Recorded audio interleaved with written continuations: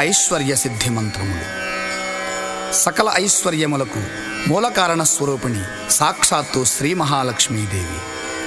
ఆ శ్రీదేవి శ్రీహరి వక్షస్థలమందు నివసించుచు జీవులందరికీ సకల ఐశ్వర్యములను ప్రసాదించుచున్నది. ఆ తల్లి అనుగ్రహమును పొంది కుబేరుడు ధనాధిపతి అయినాడు. దేవేంద్రుడు సకల వైభవములను పొంది స్వర్గాధిపతి అయినాడు.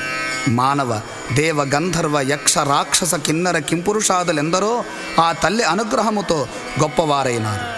కావున ప్రతి ఒక్కరూ అనునిత్యము అష్టైశ్వర్య స్వరూపిణి అయిన శ్రీ మహాలక్ష్మీదేవిని ఈ విధముగా స్తోత్రము చేసిన ఆ దేవి కృపను పొందిన వారి సకల ఐశ్వర్య సిద్ధిని పొందుతారు. ఓం శ్రీం హ్రీం శ్రీం కమలే కమలాలయే ప్రసీద ప్రసీద. ఓం శ్రీం హ్రీం శ్రీం శ్రీ మహాలక్ష్మ్యై నమః. సక్తుమివతిత ఉనా పునంతో యత్ర ధీరా మనసా వాచమక్రత. అత్ర సఖా యః సఖ్యాని జానతే భద్రైషాం లక్ష్మీర్నిహితాధివాచి.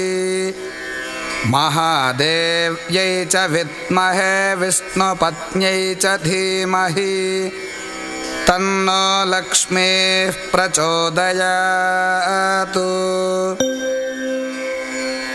లక్ష్మీం క్షీరసముద్రరాజతనయాం శ్రీరంగధామేశ్వరీం దాసీభూతసమస్తదేవవనితాం లోకైకదీపాంకురాం. శ్రీమన్మందకటాక్షలబ్ధవిభవద్బ్రహ్మేంద్రగంగాధరాం త్వాం త్రైలోక్యకుటుంబినీం సరసిజాం వందే ముకుందప్రియాం. శ్రీ మహాలక్ష్మీ అష్టకం. నమస్తేస్తు మహామాయే శ్రీపీఠే సురపూజితే శంఖచక్రగదాహస్తే మహాలక్ష్మీ నమోస్తుతే. నమస్తే గరుడారూఢే డోలాసురభయంకరీ సర్వపాపహరే దేవి మహాలక్ష్మీ నమోస్తుతే. సర్వజ్ఞే సర్వవరదే సర్వదుష్టభయంకరీ సర్వదుఃఖహరే దేవి మహాలక్ష్మీ నమోస్తుతే. సిద్ధిబుద్ధిప్రదే దేవి భుక్తిముక్తిప్రదాయిని మంత్రమూర్తే సదా దేవి మహాలక్ష్మీ నమోస్తుతే. ఆద్యంతరహితే దేవి ఆదిశక్తి మహేశ్వరీ యోగజే యోగ సంభూతే మహాలక్ష్మీ నమోస్తుతే. స్థూల సూక్ష్మ మహారౌద్రే మహాశక్తి మహోదరే మహాపాపహరే దేవి మహాలక్ష్మీ నమోస్తుతే.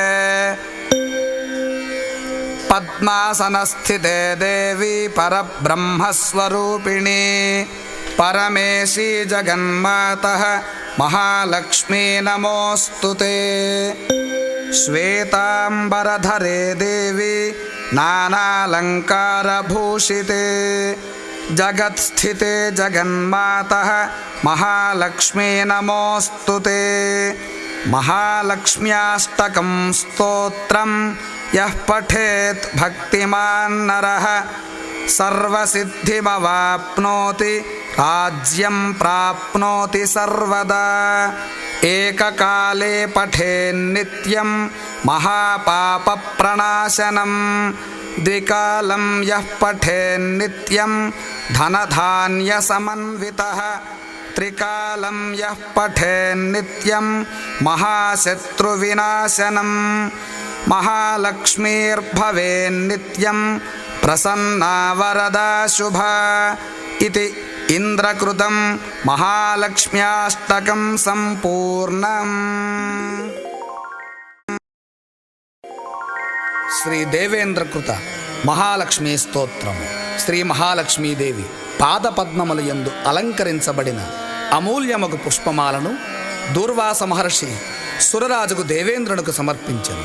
ఇంద్రుడు దానిని తృణీకరించుటచే దూర్వాస మహర్షి కుపితుడై రాజ్యలక్ష్మిని గోల్పమ్మని శపించెను. అంతట ఇంద్రుడు బ్రహ్మతో సహా వైకుంఠమునకు వెళ్ళి శ్రీ మహావిష్ణువును ఆశ్రయించి అతనిచే శ్రీ మహాలక్ష్మి పూజా విధానమును, మూలమంత్రమును, శ్రీ మహాలక్ష్మి స్తోత్రమును ఉపదేశించబడి శ్రీ మహాలక్ష్మిని అర్చించి కనులారగాంచి శ్రీ మహాలక్ష్మి స్తోత్రమును పఠించెను. మహేంద్రుడు పఠించిన ఈ స్తోత్రమును విని శ్రీ మహాలక్ష్మీదేవి సంతసించి త్రైలోక్యాధిపత్యమును శ్రీ మహేంద్రునకు ఒసంగెను. ఈ స్తోత్రపారాయణ ప్రభావమున కుబేరునకు పరమైశ్వర్యములు సిద్ధించి ధనాధిపతి అయ్యను. చతుర్దశ మనువులలో అష్టమ మనువగు సావర్ణి దేవి అనుగ్రహముచే మనువు స్థానమును పొందెను. నవగ్రహములలో తృతీయ గ్రహముగు అంగారకుడు దేవి అనుగ్రహముచే గ్రహస్థానమును పొందెను. ప్రియవ్రతుడు, ఉత్తానపాదుడు, కేదార మహారాజు సిద్ధపురుషులైరి. ఈ విషయమును శ్రీ నారాయణ మహర్షి శ్రీ నారద మహర్షికి మహాలక్ష్మీ స్తోత్రమును ఈ విధముగా ఉపదేశించెను. శ్రీ మహాలక్ష్మీ స్తోత్రము శ్రీ దేవీ భాగవతమున నవమస్కంధమున వివరించబడింది. నమః కమలవాసిన్యై నారాయణ్యై నమో నమః. కృష్ణప్రియాయై సతతం మహాలక్ష్మీ నమో నమః. పద్మపత్రేక్షణాయై చ పద్మాస్యాయై నమో నమః. పద్మాసనాయై పద్మిన్యై వైష్ణవ్యై చ నమో నమః. సర్వసంపత్స్వరూపిణ్యై సర్వారాధ్యై నమో నమః. హరిభక్తిప్రదాత్ర్యై చ హర్షదాత్ర్యై నమో నమః. కృష్ణపక్షస్థితాయై చ కృష్ణేశాయై నమో నమః. చంద్రశోభాస్వరూపాయై రత్నపద్మే చ శోభనే. సంపత్యధిష్ఠాతృదేవ్యై మహాదేవ్యై నమో నమః. నమో వృద్ధిస్వరూపాయై వృద్ధిదాయై నమో నమః. వైకుంఠే యా మహాలక్ష్మీ యా లక్ష్మీ క్షీరసాగరే. స్వర్గలక్ష్మీరింద్రగేః రాజలక్ష్మీ నృపాలయే. గృహలక్ష్మీశ్చ గృహిణాం గేహే చ గృహదేవతా. సురభిः సాగరే జాత దక్షిణా యజ్ఞకామినీ. అదితిర్దేవమాతా త్వం కమలా కమలాలయే. స్వాహా త్వం చ హవిర్దానే కవ్యదానే స్వధా స్మృతా. త్వం హి విష్ణుస్వరూపా చ సర్వధారా వసుంధరా. శుద్ధసత్వస్వరూపా త్వం నారాయణపరాయణ. క్రోధహింసావర్జితా చ వరదా శారదా శుభా. పరమార్థప్రదా త్వం చ హరిదాస్యప్రదా పరా. యయా వినా జగత్సర్వం భస్మీభూతమసారకం. జీవన్మృతం చ విశ్వం చ శశ్వత్సర్వం యయా వినా. సర్వేషాం చ పరా మాతా సర్వబాంధవరూపిణీ. ధర్మార్థకామమోక్షాణాం త్వం చ కారణరూపిణీ. యథా మాతాస్తనంధానాం శిశూనాం శైశవే సదా. తథా త్వం సర్వదా మాతా సర్వేషాం సర్వరూపతః. మాతృహీనస్తనంధస్తు న చ జీవతి దైవతః. త్వయా హీనో జనః కోపి న జీవత్యేవ నిశ్చితం. సుప్రసన్నస్వరూపా త్వం మాం ప్రసన్నా భవాంబికే. వైరిగ్రస్తం చ విషయం దేహి మహ్యం సనాతని. అహం యావత్ త్వయా హీనః బంధుహీనశ్చ భిక్షుకః. సర్వసంపద్విహీనశ్చ తావదేవ హరిప్రియే. జ్ఞానం దేహి చ ధర్మం చ సర్వసౌభాగ్యమీప్సితం. ప్రభావం చ ప్రతాపం చ సర్వస్య స్వామ్యమేవ చ. జయం పరాక్రమం యుద్ధే పరమైశ్వర్యమేవ చ. ఇత్యుక్త్వా మహేంద్రశ్చ సర్వైః సురగణైః సహ ప్రణనామ సాశ్రునేత్రో మూర్ధా చైవ పునః పునః. బ్రహ్మా చ శంకరశ్చైవ शेषो धर्मश्च केशवः सर्वे चक्रुः परिहारं सुरार्थे च पुनः पुनः देवेभ्यश्च वरं दत्त्वा पुष्पमालां मनोहरां केशवाय ददौ लक्ष्मीः सन्तुष्टा सुरसंसदि ययुर्देवाश्च सन्तुष्टाः स्वं स्वं स्थानं च नारद देवी ययौ हरे स्थानं हृष्टा क्षीरोदशायिनः ययतुश्चैव स्वगृहं ब्रह्मेशानौ च नारद दत्त्वा शुभाशिषन्तौ च देवेभ्यः प्रीतिपूर्वकम् इदं स्तोत्रं महापुण्यं त्रिसन्ध्यं यः पठेन्नरः कुबेरतुल्यः स भवेद् राजराजेश्वरो महान् पञ्चलक्षजपेनैव स्तोत्रसिद्धिर्भवेन्नृणां सिद्धिस्तोत्र यदि पठेत् मासमेकं तु सन्ततं महासुखी च राजेन्द्रो भविष्यति न संशयः इति देवेन्द्रकृतमहालक्ष्मीस्तोत्रं सम्पूर्णम्। अथ लक्ष्मी अष्टोत्तरशतनामस्तोत्रम्।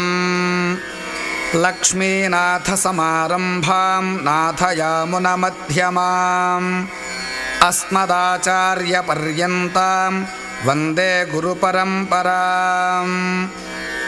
श्रीभगवन्नारायणाभिमतानुरूपस्वरूपरूप गुणविभव ऐश्वर्यशीलादि अनवधिकातिशय असङ्ख्येय कल्याणगुणगणां पद्मवनालयां भगवतीं श्रियं देवीं नित्यानपायिनीं निरवध्यां देवदेवदिव्यमहिषीम् अखिलजगन्मातरम् अस्मन्मातरम् अशरण्यशरण्याम् अनन्यशरणः शरणमहं प्रपद्ये।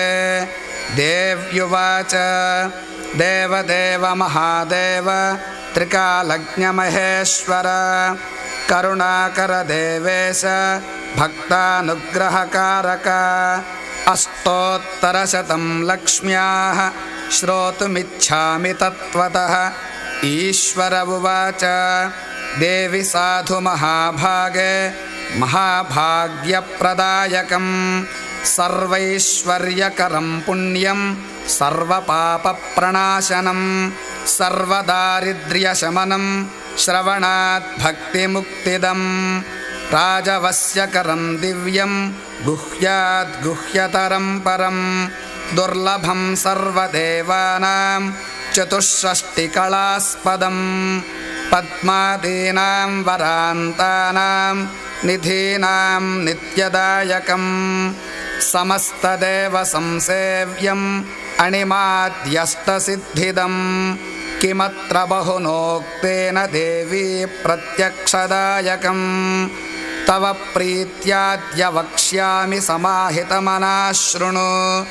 अष्टोत्तरशतस्यास्य महालक्ष्मीस्तु देवता क्लीं बीजपदमित्युक्तं शक्तिस्तु भुवनेश्वरी अङ्गन्यासः करन्यासः स इत्यादि प्रकीर्तितः।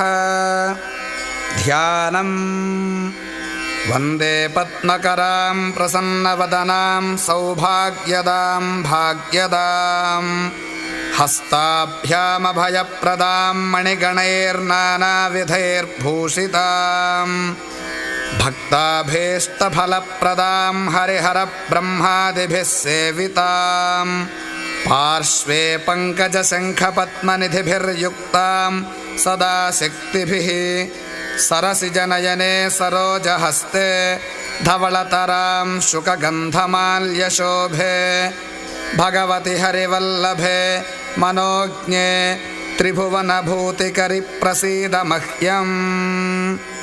प्रकृतिं विकृतिं विद्यां सर्वभूतहितप्रदां श्रद्धां विभूतिं सुरभिं नमामि परमात्मिकां। वाचं पद्मालयां पद्मां शुचिं स्वाहां स्वधां सुधां धन्यां हिरण्मयीं लक्ष्मीं नित्यपुष्टां विभावरीम् अदितिं च दितिं दीप्तां वसुधां वसुधारिणीं नमामि कमलाङ्कान्तां क्षमां क्षीरोदसम्भवाम् अनुग्रहपरां बुद्धिम् अनघां हरिवल्लभाम् अशोकाममृतां दीप्तां लोकशोकविनाशिनीं नमामि धर्मनिलयां करुणां लोकमातरम् पद्मप्रियां पद्महस्तां पद्माक्षीं पद्मसुन्दरीं पद्मोद्भवां पद्ममुखीं पद्मनाभप्रियां रमां पद्ममालाधरां देवीं पद्मिनीं पद्मगन्धिनीं पुण्यगन्धां सुप्रसन्नां प्रसादाभिमुखीं प्रभां नमामि चन्द्रवदनां चन्द्रां चन्द्रसहोदरीं चतुर्भुजां चन्द्ररूपां इन्दिराम् इन्दुशीतलाम् आह्लादजननीं पुष्टिं शिवां शिवकरीं सतीं विमलां विश्वजननीं तुष्टिं दारिद्र्यनाशिनीं प्रीतिपुष्करिणीं शान्तां शुक्लमाल्याम्बरां श्रियं भास्करीं बिल्वनिलयां वरारोहां यशस्विनीं वसुन्धराम् उदाराङ्गां हरिणीं हेममालिनीं धनधान्यकरीं सिद्धिं स्त्रैणसौम्यां शुभप्रदां नृपवेश्मगतानन्दां वरलक्ष्मीं वसुप्रदां शुभां हिरण्यप्राकारां समुद्रतनयाञ्जयां नमामि मङ्गलां देवीं विष्णुवक्षस्थलस्थितां विष्णुपत्नीं प्रसन्नाक्षीं नारायणसमाश्रितां दारिद्र्यध्वंसिनीं देवीं सर्वोपद्रववारिणीं नवदुर्गां महाकाळीं ब्रह्मविष्णुशिवात्मिकां त्रिकालज्ञानसम्पन्नां नमामि भुवनेश्वरीं लक्ष्मीं क्षीरसमुद्रराजतनयां श्रीरङ्गधामेश्वरीं दासीभूतसमस्तदेववनितां लोकैकदीपाङ्कुरां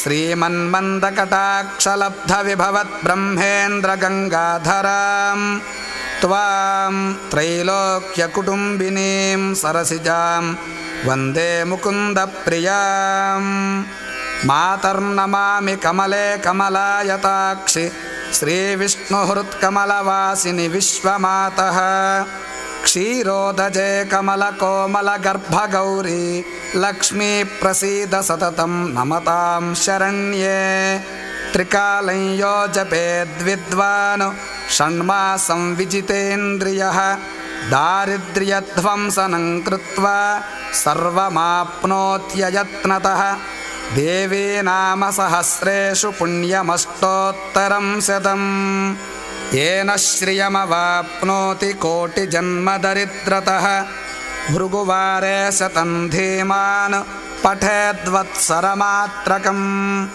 अष्टैश्वर्यमवाप्नोति कुबेर इव भूतले दारिद्र्यमोचनं नाम स्तोत्रमम्बा परं शतम् येन श्रियमवाप्नोति कोटिजन्मदरिद्रतः भुक्त्वा तु विपुलान् भोगान् अन्ते सायुज्यमाप्नुयात् प्रातःकाले पठेन्नित्यं सर्वदुःखोपशान्तये पठंस्तु चिन्तयेद्देवी सर्वाभरणभूषिता।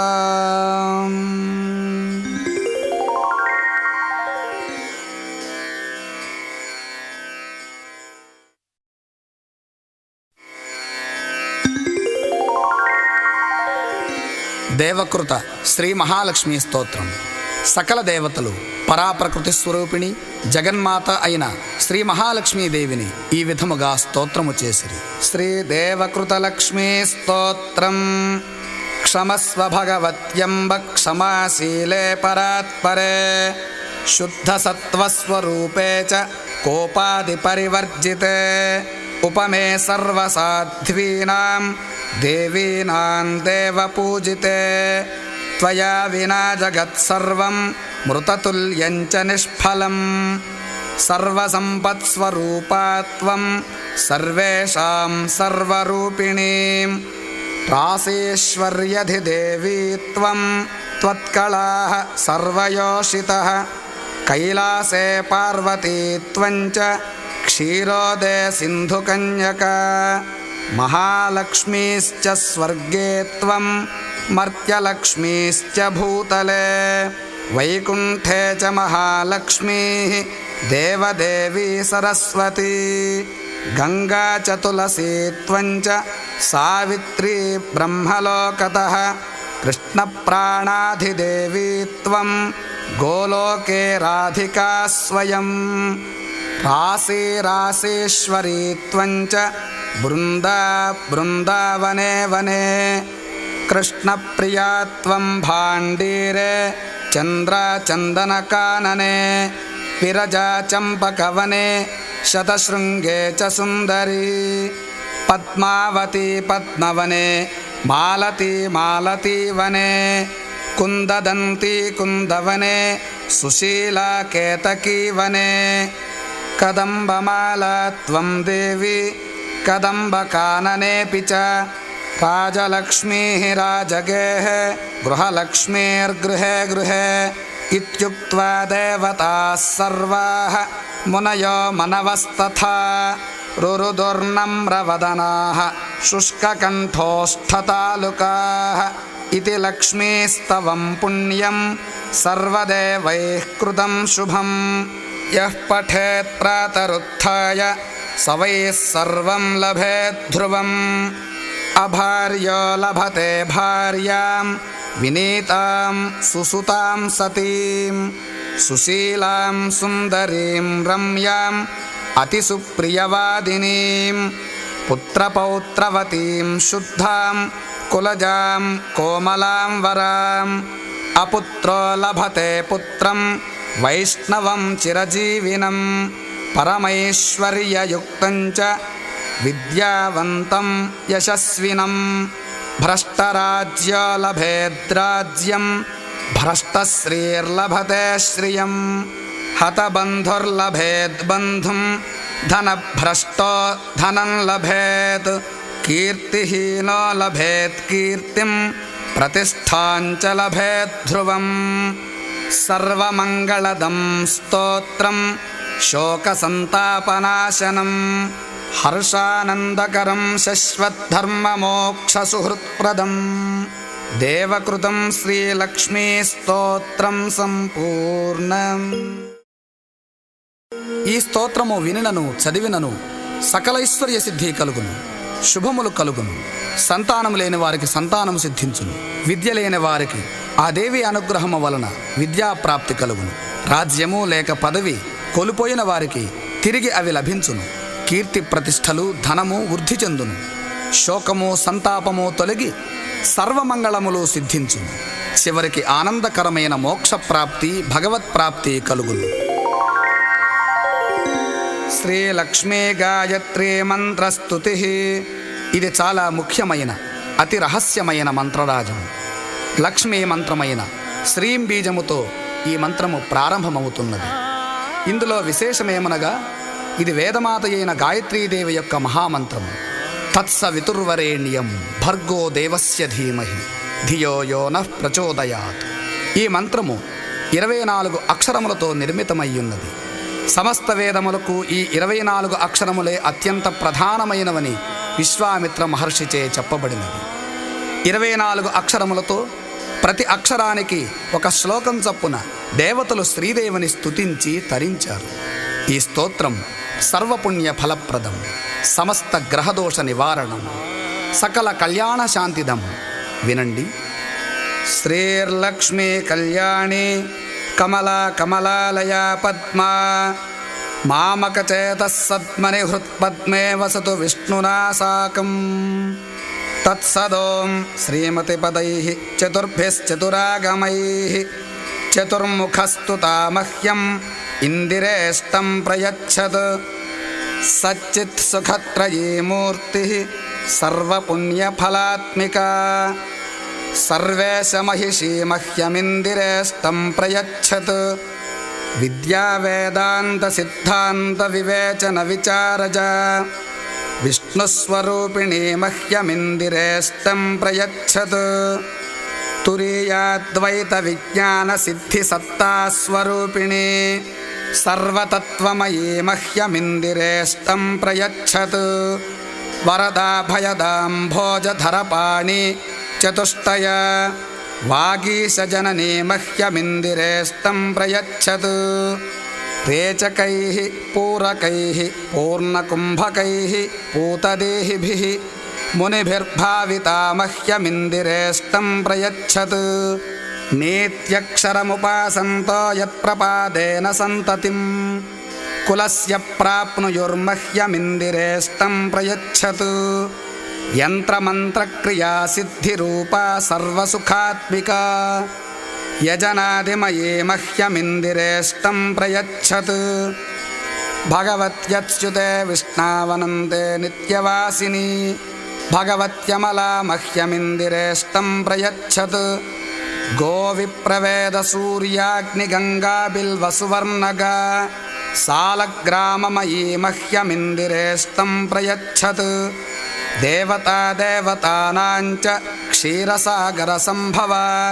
कल्याणी भार्गवी मह्यम् इन्दिरेष्टं प्रयच्छत् वक्तियो वचसा नित्यं सत्यमेव न चानृतम् तस्मिन् या रमते मह्यमिन्दिरेष्टं प्रयच्छत् स्यमन्तकादिमणयो यत्प्रसादांशकांशकाः अनन्तविभवा नित्यम् इन्दिरेष्टं प्रयच्छत् धीराणां व्यासवाल्मीकि पूर्वाणां वाचकं तपः यत्प्राप्तिफलकं मह्यमिन्दिरेष्टं प्रयच्छत् महानुभावैर्मुनिभिः महाभागैस्तपस्विभिः आलान्ध्यप्रार्थिता मह्यम् इन्दिरेष्टं प्रयच्छत् हिमाचलसुता वाणी सख्यसौभाग्यलक्षणा या मूलप्रकृतिर्मह्यम् इन्दिरेष्टं प्रयच्छत् धिया भक्त्याभिया वाचा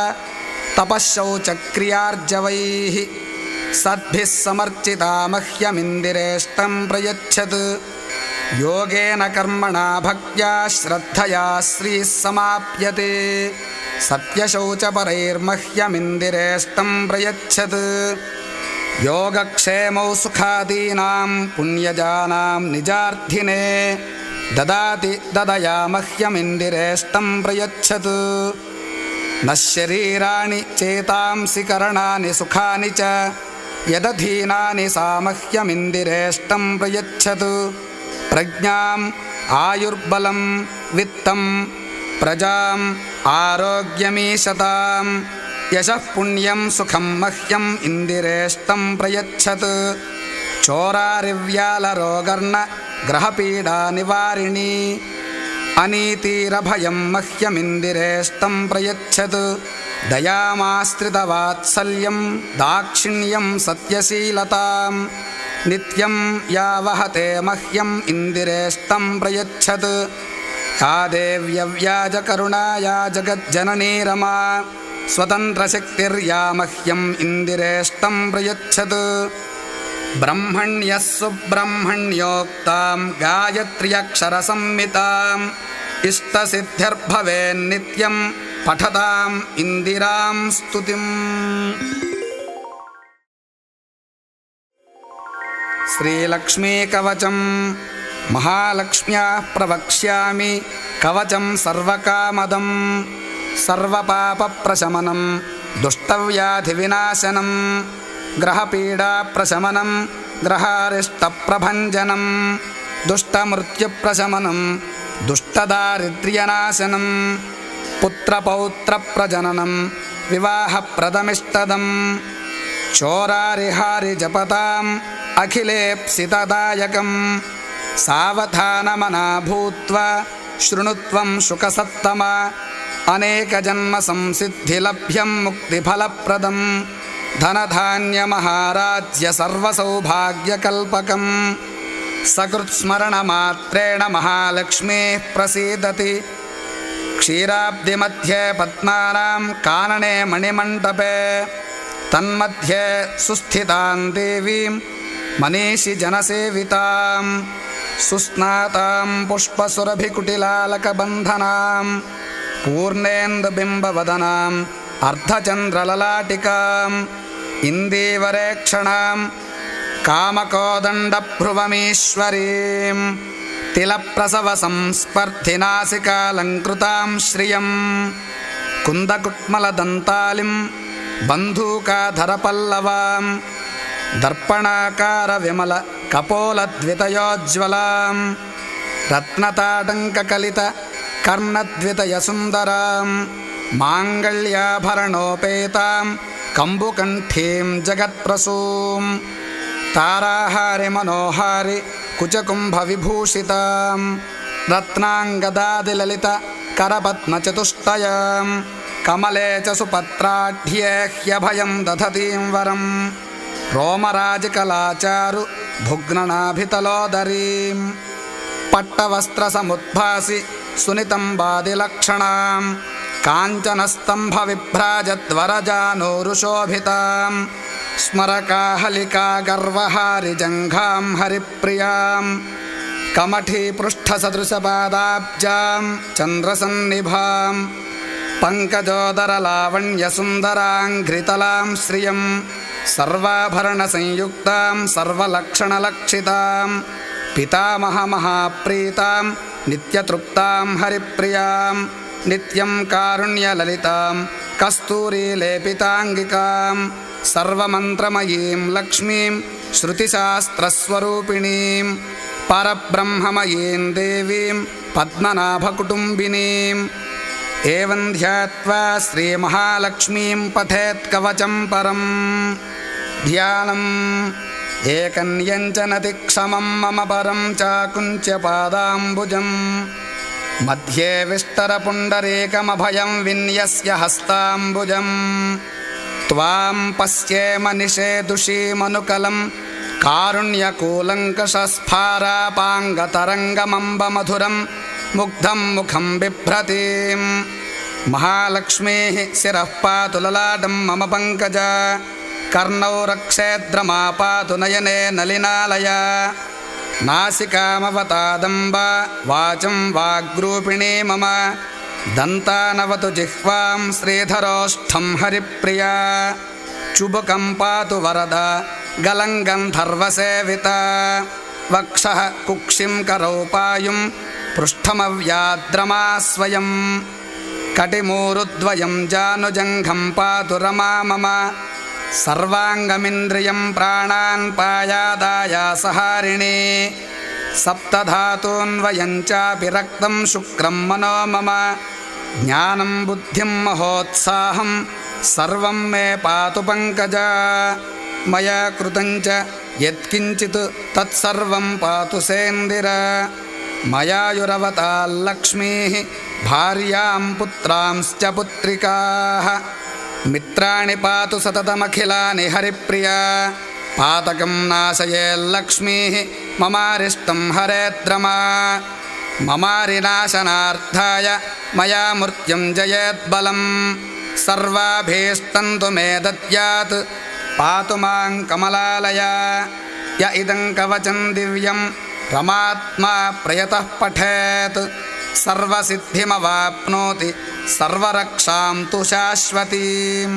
दीर्घायुष्मान् भवेन्नित्यं सर्वसौभाग्यकल्पकं सर्वज्ञः सर्वदर्शी च सुखदश्च सुखोज्ज्वलः सुपुत्रो गोपतिः श्रीमान् भविष्यति न संशयः तद्गृहेण भवेत् ब्रह्मन् दारिद्र्यदुरितादिकं नाग्निना दह्यते गेहं न चोराद्यैश्च पीड्यते भूतप्रेतपिशाचाद्याः